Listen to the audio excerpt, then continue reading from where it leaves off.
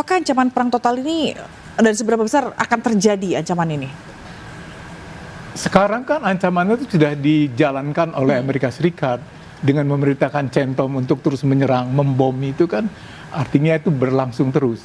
Jadi ya ada satu faktor menurut saya, karena biasanya perang itu menjadi dalam kebijakan politiknya Partai Republikan, itu menjadi penyelamat dari bencana pemilihan legislatif yang akan terjadi bulan Oktober November ini kan.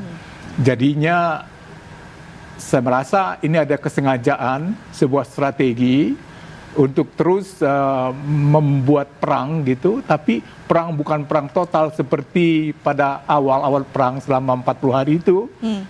Jadi tidak membutuhkan suatu persetujuan dari Kongres. Sifatnya dibikin sedemikian rupa, seakan-akan perangnya sporadis gitu kan, nggak total. Jadi nggak perlu izin. Dan di mana Presiden Trump bisa setiap saat menggerakkan pasukannya. Dan ini akan terus berlangsung bisa sampai dengan bulan Oktober. Sesudah nantinya terjadi pemilihan umum di sana dan ternyata hasilnya misalnya ya positif terhadap Amerika Serikat di bawah Trump, karena menunjukkan dia seorang pemimpin yang tegas gitu ya, yang membela kepentingan Amerika Serikat, maka baru perang itu dihentikan dan Trump akan mengklaim bahwa dia adalah panglima perang. Dia yang menyebabkan Amerika itu besar, MAGA gitu, mege gitu kan yang jadinya itu. Jadi kita mesti lihat bahwa ini kaitkanlah dengan pemilu yang akan datang di sana. Jadi karena itu perang ini akan panjang dan ini yang akan membawa dampak bagi rumah tangga di seluruh dunia, di Indonesia. Harga-harga akan naik gitu ya, minyak, gas, itu pasti yang terjadi. Harga beras segala macam.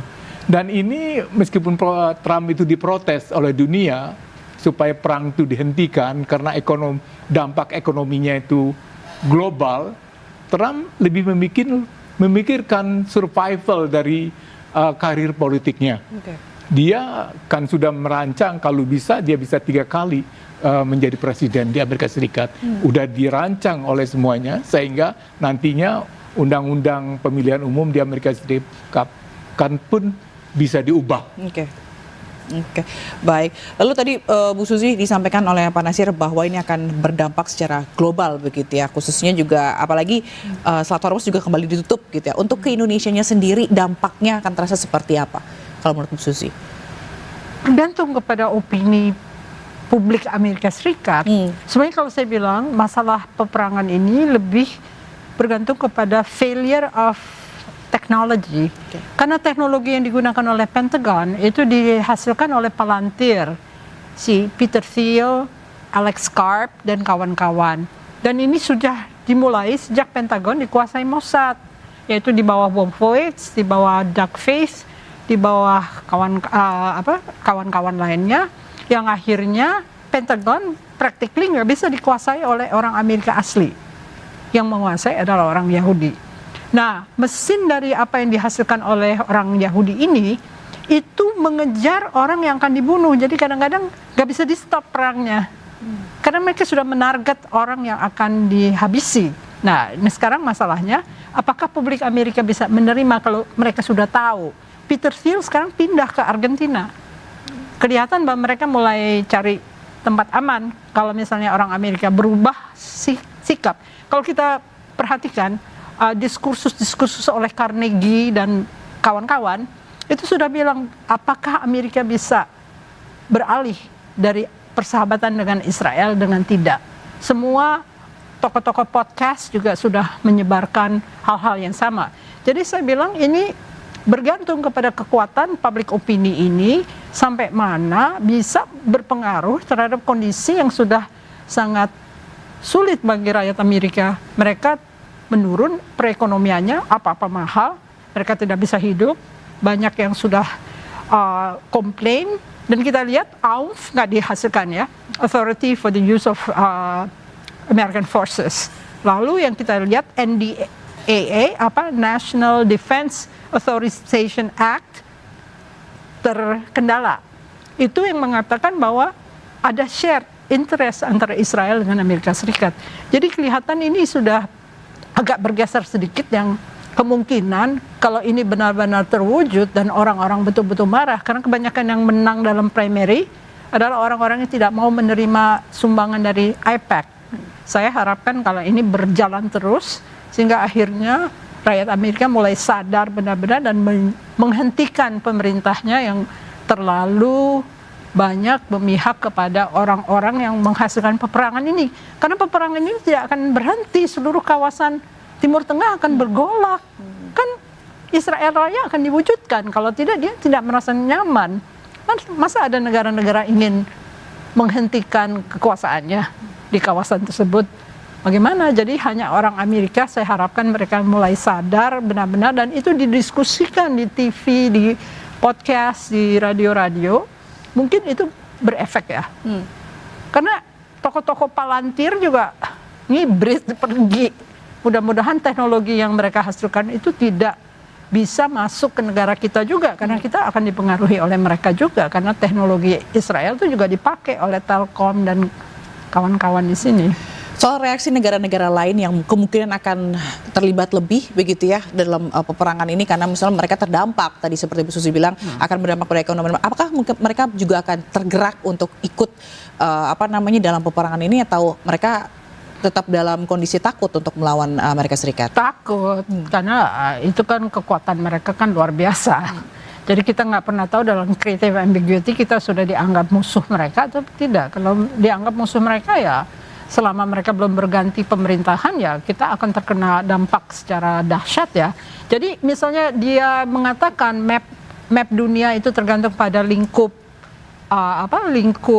pengaruh. Cina pengaruhnya di Asia Tenggara, tetap dia mau Kertajati, tetap dia mau berada di Asia Pasifik, kawasan Indo-Pasifik. Jadi kita nggak pernah tahu persis sebetulnya apa kata-katanya dia itu betul-betul kebenaran atau tidak.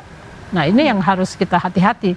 Dan mereka cenderung bertahun-tahun, kita tahu mereka licik banget. Jadi bukan honest broker, they are the causes of destruction ya. Kalau misalnya kita nggak hati-hati, ya kita akan menjadi korban. Itu aja. Oke. Soal korban gitu ya, mungkinkah berdampak jauh di posisi kita di dalam negeri kita sendiri, Pak Nasir? Dampaknya itu apa? Ekonomi ya.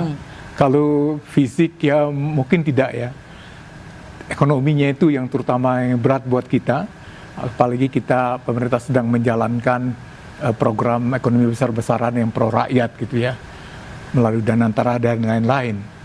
Kalau saya melihat ya, hubungan antara Indonesia dan Iran ini sekarang sudah berubah sejak awal perang dan sekarang. Kehadiran Menteri Luar Negeri Sugiono, kehadiran Ketua MPR RI, pimpinan NU, pimpinan Muhammadiyah, meskipun terlambat 1 hari dari pemakaman, itu pun ada sebabnya juga, karena serangan Amerika selama 3 hari menghantam sekitar 400 objek gitu kan. Dan itu berbahaya juga bagi kita untuk mendaratkan pesawat di situ. Indonesia telah mengubah sikapnya dari yang tadinya tidak menunjukkan simpati yang dianggap cukup besar oleh Iran ya, lalu sekarang telah menunjukkan kepada dunia, seperti misalnya tulisannya Menteri Luar Negeri ya di surat kabar hari ini ya, yang menyatakan bahwa Indonesia itu akan berusaha supaya terjadi perdamaian di sana. Dan kalau Indonesia berhasil menjadi jembatan antara Amerika Serikat, Israel dengan Iran, itu merupakan sebuah sumbangan yang sangat besar bagi kemanusiaan dunia. Saya sendiri sangat berharap, artinya sesudah kunjungan dari Menteri Luar Negeri dan Ketua MPR dan pimpinan umat di Indonesia ini, maka Presiden katanya sudah diundang untuk ke Iran, katanya kan. Undangan sudah disampaikan kepada Ketua MPR, oleh Ketua MPR. Jadi yang ditunggu adalah kapan waktu yang terbaik bagi Presiden untuk melakukan kunjungan ke sana. Bisa juga dari Iran sendiri datang kemari mengunjungi Indonesia. Jadi Indonesia sudah berubah kebijakan luar negerinya, sudah kembali kepada prinsip-prinsip kebijakan luar negeri yang dilahirkan, diperkenalkan oleh Bung Hatta dan juga dipertegas dan diberi legitimasi di dalam konferensi Asia Afrika dengan 10 dasar sila yang menjadi dasar dari persahabatan antara Indonesia dengan negara-negara sesama berkembang gitu ya, bukan atas dasar agama tetapi dasar kemanusiaan. Itu yang pesan ini yang menurut saya kita sangat keras nyaring dan disampaikan dengan pada saat yang tepat oleh pemerintah RI, dan ini membuat juga orang-orang Iran itu sangat senang ya. Karena Iran merasa bahwa negara Islam penduduknya terbesar di dunia akhirnya mengambil sikap gitu kan. Itu berarti dampak dari hubungan antara kedua negara. Nah, ini jadi pertanyaan juga yang jadi perhatian begitu ya, ketika Selat Hormuz ditutup, ini akan berdampak kepada harga minyak dunia. Nah, betul sekali. Bagaimana nanti berdampaknya kepada harga BBM di Indonesia? Jadi jawab dulu, Pak Nasir, kita akan kembali sesaat lagi, tetaplah bersama kami.